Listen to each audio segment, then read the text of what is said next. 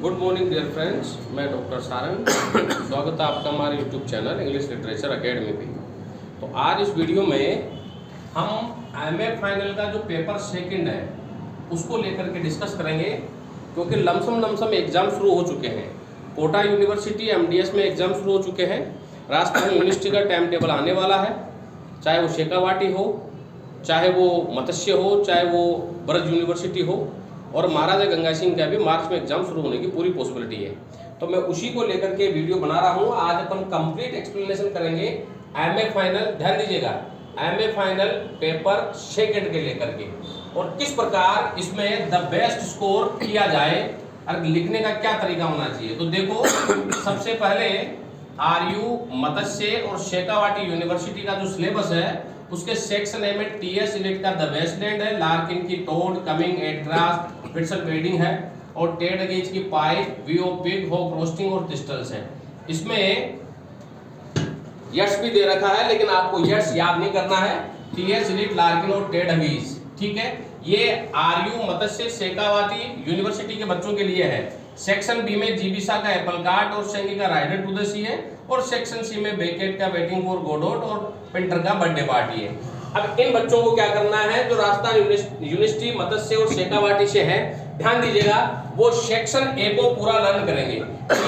Westland, Larkin, Ted गेज। कारण क्योंकि इसमें से एक्सप्लेनेशन भी आएगी और लॉन्ग क्वेश्चन भी आएगा। अब टीएस यूनिट का जो वेस्टलैंड है उसको आप इस तरह से लर्न करो कि वेस्टलैंड में कभी टीएस यूनिट जो है ना वो क्रिटिसाइज करता है मॉडर्निटी को, और इसको 5 भागों में इसको बांटा गया है। तो आप इसका राइटर का इंट्रोडक्शन, पोएम का इंट्रोडक्शन, थीम, प्लॉट और समराइजेशन लिखते हुए आप इसके 5 भागों का अलग अलग क्रिटिकल एप्रिसिएशन कीजिए, ठीक है। और फिर इसमें एक अलग से पॉइंट डालिए कि इसमें मॉडर्निटी को क्या बताया गया है और किस प्रकार मॉडर्निटी ने हमारे संस्कारों को कुचला है, उसको आपको इसमें बताना है।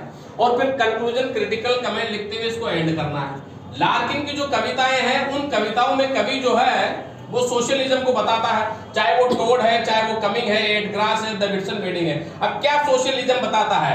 टोड में वो हर व्यक्ति के बैठे हुए टोड को कहता है, कमिंग में वो अपने लवर के बारे में कहता है, एडग्रास में वो जो घोड़े हैं जो दौड़ते हैं उनके बारे में बताता है कि किस प्रकार आजकल जब वो घोड़े दौड़ते थे तब उनसे प्रेम था, लेकिन अब प्रेम नहीं है। और विट्सन वेडिंग में वो एक ट्रेन के द्वारा यात्रा करते हुए देखता है, तो वहां के लोगों को देखता है, खेत खलिहानों को देखता है। तो इस प्रकार इसका वर्णन किया गया है इसमें।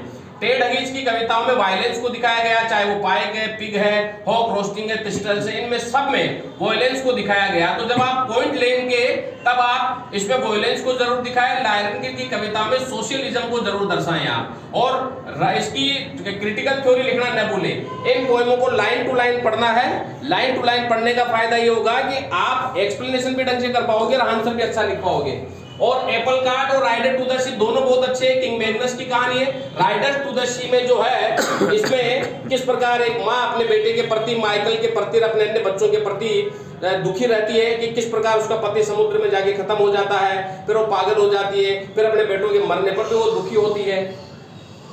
अब चलते हैं सेक्शन सी में। सेक्शन सी में आप वेटिंग फॉर गोडोट के बजाय द बर्थडे पार्टी को कॉमेडी ऑफ मैनेक है और पिंटर इसीलिए जाना जाता है, जिसमें पेठे मेग की कहानी है और मैकेन की गोल्डबर्ग की कहानी है, और इसमें मेखाइबल की कहानी है, और इसमें जो क्या नाम है, जो लड़की क्या नाम है उसका नाम, सॉरी, रूपा, उसकी कहानी है इसमें। तो आप जब बर्थडे पार्टी को लिखेंगे तो इसमें पुहड़ता को, कॉमेडी ऑफ मैनेक को जरूर दिखाएंगे कि किस प्रकार जो ओल्ड लेडी जो रहती है इसमें मेग, वो किस प्रकार फिजिकल इंटीमेसी की तरफ, मैकियावेली की तरफ बढ़ती है, किस प्रकार गोल्डबर्ग और मैकेन जो है वो अपने ही दोस्त स्टैनले वेबर को इंट्रोगेट करते हैं और पुहड़ता पर एक क्वेश्चन करते हैं, और किस प्रकार लुलू के साथ में गोल्डबर्ग जो है वो गोल्डबर्ग जो है फिजिकल इंटीमेसी की तरफ बढ़ता है। तो इस पर पुहड़ता को दिखाया गया है, और किस प्रकार वो गले में घाल के ढोल बजाता है।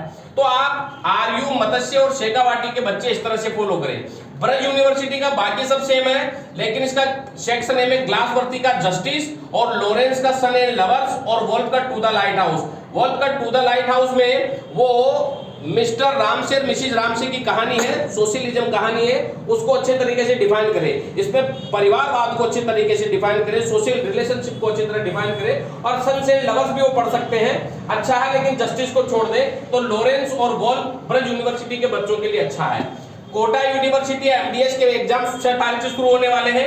यूनिट फर्स्ट में मैं इन बच्चों को टेनिसन की यूलिसिस कविता के लिए मैं सजेस्ट करना चाहूंगा।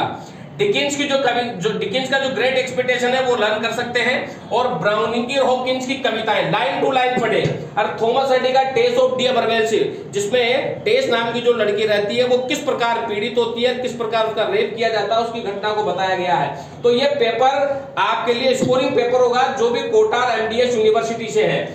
यूनिट ए में यूलिसिस कर ले, इसमें ग्रेट एक्सपेक्टेशन जो पिप की कहानी है, और इधर रॉबर्ट ब्राउनिंग, हॉपकिंस और थॉमस हार्डी, ये अच्छा सिलेबस है और आप इस तरह से लर्न करेंगे डेफिनेटली क्वेश्चन आपके इनमें से आएंगे जो कोटा और एमडीएस से हैं। महाराजा गंगा सिंह यूनिवर्सिटी के बच्चों के लिए भाई ब्राउनिंग हॉपकिंस की पूरी वो पोएम है, ग्रेट एक्सपेक्टेशन में वही पिप की कहानी है, और वुदरिंग हाइट में हिथक्लिफ की कहानी है कि किस प्रकार हिथक्लिफ जो बदला लेता है, किस प्रकार अर्नसा उसे लेकर के आता है, फिर किस प्रकार अर्नसा के जो बेटा रहता है हिंडले और एलिजाबेथ उसे धोखा देते हैं, फिर वो किस प्रकार करोड़पति बन के आता है और वापस वुदरिंग हाइट में आता है, और किस प्रकार लिंटन फैमिली से उसका संबंध रहता है। तो ये सारा सब कुछ बताना है। और इब्सन का पिलर्स ऑफ सोसाइटी बहुत अच्छा है। तो महाराजा गंगा सिंह यूनिवर्सिटी के बच्चों के लिए यूनिट फर्स्ट में ब्राउनिंग और हॉपकिंस, यूनिट सेकंड में ग्रेट एक्सपेक्टेशन, यूनिट थर्ड में वुदरिंग हाइट, और यूनिट फोर्थ में इब्सन पिलर्स को।